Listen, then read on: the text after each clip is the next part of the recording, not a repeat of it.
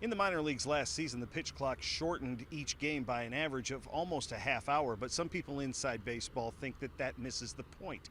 What they want to see the pitch clock do is shorten the time between the action that is on the field, better keeping the attention of the average fan. CBS 6 Sports not in the studio this evening, but here at the Siegel Center to preview the second meeting of the regular season between VCU and Richmond as part of the Capital City Classic. Tonight's game is huge for both teams, and we'll talk about that more in just a minute. But it's also an emotional night here at the Stu because it's the first time since 2005 that these rivals will face each other without head coach Chris Mooney on the Richmond sideline as he continued to recover from heart surgery earlier this week, as he will miss the remainder of the season. Wearing a fire suit and helmet and getting into these cars, which feels something like full contact twister. The car seats are as snug as any infant carrier you can find.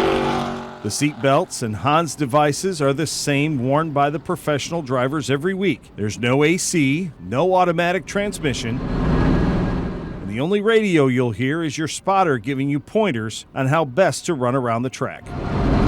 You could say this about any sport, but there's nothing that really translates to the conditions that you experience out on the track. Now, the Rams are in the market for a new head coach now, and one name that has surfaced is Ryan Odom. Odom is currently the head coach of Utah State. It took the Aggies to the NCAA tournament where they lost in the first round to Missouri.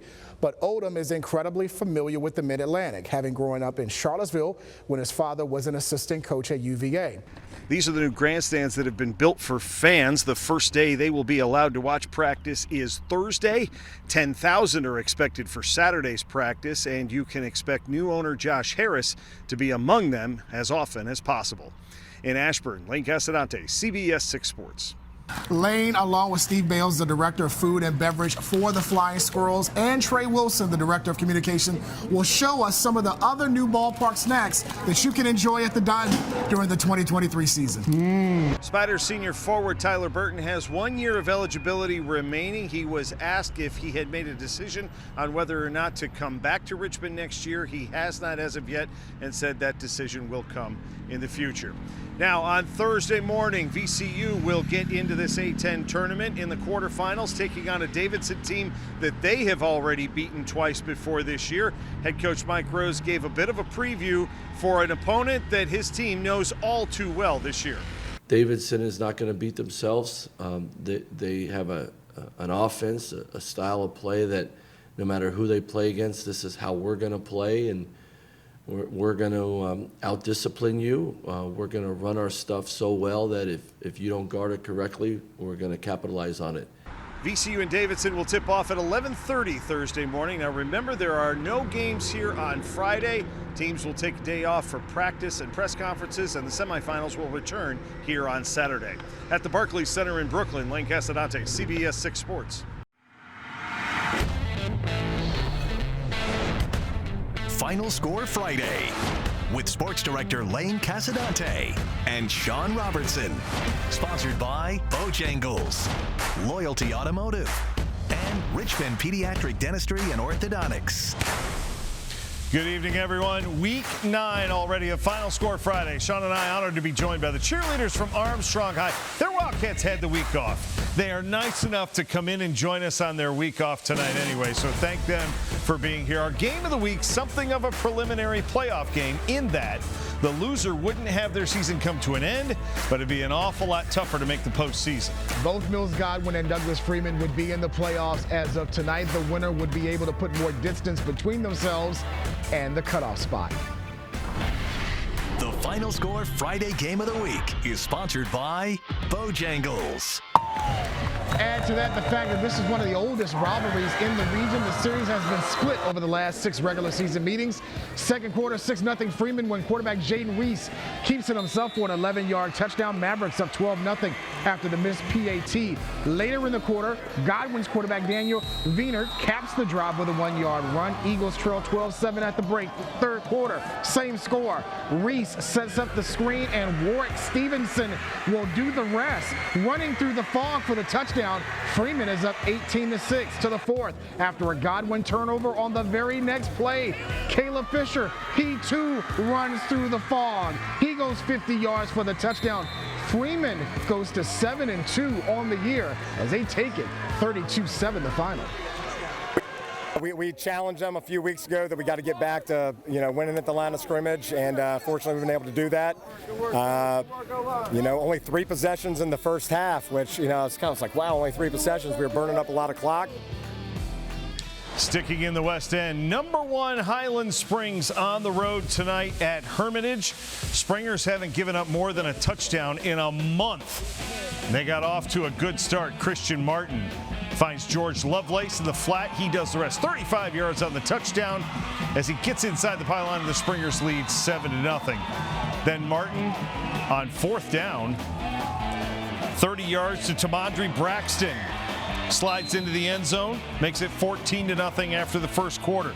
Second quarter, Martin again to Jakari Henley. Into the corner with a sliding catch, 29-0. Springers at the half. They roll over the Panthers, 36-6 the final. We head up to Ashland, number 2, Thomasdale taking on Patrick Henry. These two haven't met on the field since 1969. The Knights still comfortably atop the Region 6 standings, and they look to add to that tonight. Nakata Hines, a 1-yard touchdown run, 7-0 Knights at that point. Second quarter, here come the Patriots. Grayson Johnson running through the defense, 28-yard touchdown run. Game tied at 7. Just before the half, Johnson this time through the air. Edwin Henderson with the catch and run. Patriots up 14-7 at the break. Third quarter, Thomasdale would take over. Nick Tyree doing his thing through the ground. 19-yard touchdown run. That tied it up at 14. He would add an 80-yard run in the fourth quarter as the Knights come from behind to take it 28-17 the final. Knights stay undefeated down in Chesterfield. Third-ranked Manchester on the road at LC Bird. Skyhawks trying to hang on to a playoff spot after they fell to Huguenot last week. Manchester gets on the board first. Makai Byerson going to take the screen pass, and he's gone 62 yards on the touchdown, and the Lancers had a 7-0 lead. Then Corey Holland nearly doubles it with a 5-yard touchdown run. Missed the extra point. It's 13-0. Bird responds. Shamir Williams to Nasir Banks. He gets hit on the catch, but he hangs on and gets down inside Lancer territory, where Williams goes 5 yards to Jace Smalls, makes it 13-7. That's as close as they would get. The Lancers pull away in the second half, and they advance 22-7 over the Skyhawks. Let's go to the East End. 4th-ranked Varina hosting at Lee, trying to keep pace with King George in Region 4B. The Raiders could use an upset to get themselves back into the picture.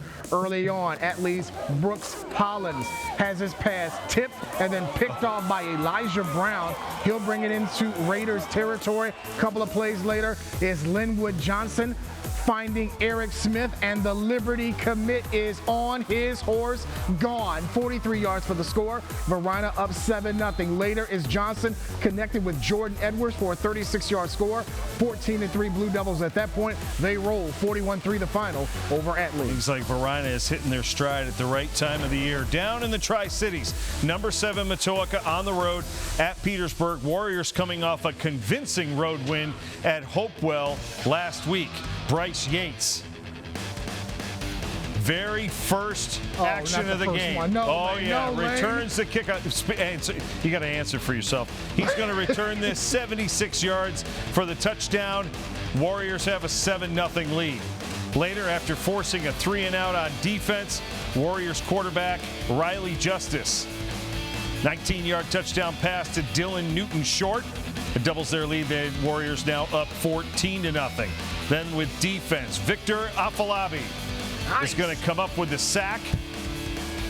Later, Justice and Newton Short would connect again in the second quarter. This was all Warriors tonight. Don't show the score, please. 46-0. You didn't have to do that. Over the Crimson Wave. Still to come, plenty more scores and highlights as Week 9 rolls on Final Score Friday.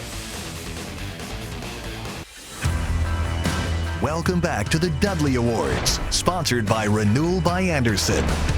Welcome back, everyone. It is time to hand out our final 2 awards of the evening. We start with the Lanier Award. Here again, our 3 finalists in alphabetical order.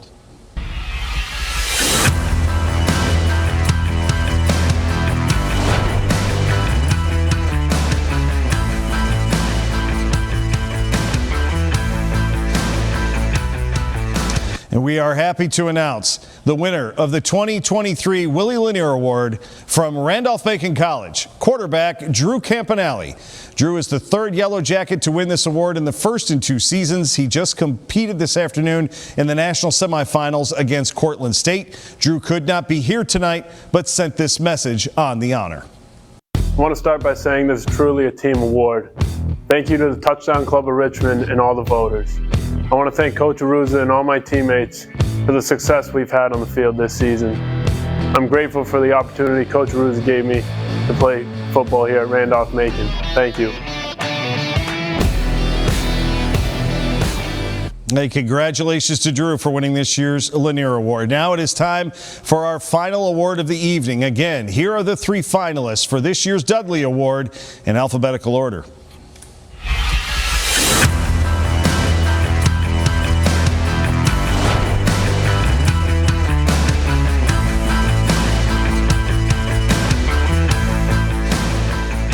On behalf of the Touchdown Club of Richmond, everyone here at CBS 6 and our panel of voters from across Virginia, it's my pleasure to announce the 2023 Dudley Award winner is Jalen Green of James Madison. Jalen is the 5th JMU Duke to win this award and the first since Brian Shore in 2016, and we are honored to have Jalen here in studio with us tonight. Congratulations on the honor. Go ahead and thank who you need to thank.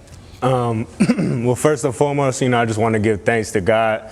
Without him, I am nothing. But then again, I do need to shout out my family, support system, all my teammates, coaches from the past, just for sharpening my tools and making me the player that I am today. Several different drivers either led or had very strong cars to challenge for the lead Sunday afternoon at Richmond Raceway. But one by one, each of them had mishaps and mistakes that took away their chances for winning. Even Larson had a run-in with Daniel Suarez during a pit stop midway through the event, but he was still standing at the end with the best car over the final laps of the race to win the Toyota Owners 400. Yeah, definitely. It's good to always get a win early on. We've been close in a couple other races, and honestly, we've been super fast in every single race. So I knew the wins would come if we could just execute like we did today, and hopefully we can just continue to do that. We can win a lot more races. I was happy with the aero package. I felt like it was easier to pass, easier to stay close to people in front of you. We'd stayed definitely in the top 10 all day, around 5th to 7th, and a good restart at the end and grab 3rd. It was the main focus for us on the jockey Chevy was lap 200 to 400 today, and we made that better. It was a really good step. We tried our best. It was a lot of fun, man. A crazy day. Just amazing how you just got to keep yourself in these races, and you never know what's happening. Josh Berry's best career finish was one shy of making him the 3rd different first-time winner here at Richmond this weekend. This was the 1,200th top 5 finish for Rick Hendrick Racing, and it was the 6th different winner in the first 7 races this year. From Richmond Raceway, Lane Casadante, CBS 6 Sports.